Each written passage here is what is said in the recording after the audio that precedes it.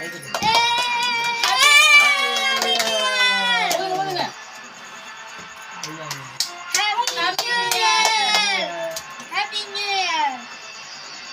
Friends, எல்லாருக்கும் happy new year. நாங்கள் 12 மணிக்கு கேக் வெட்டினோம்.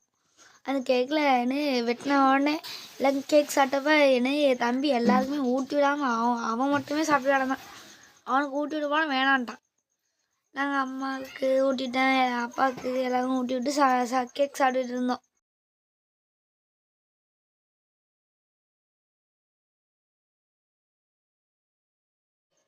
அப்புறம் நானாக ஒரு மெழுகுவர்த்தி செஞ்சேன். அந்த மெழுகுவர்த்தியில் 2026ன்னு எழுதி வச்சுருந்தேன்.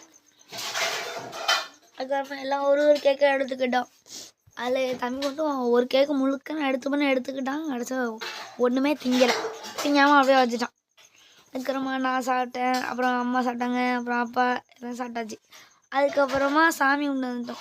அது சாம்பிராணி சாமிக்கு காட்ட பிறகு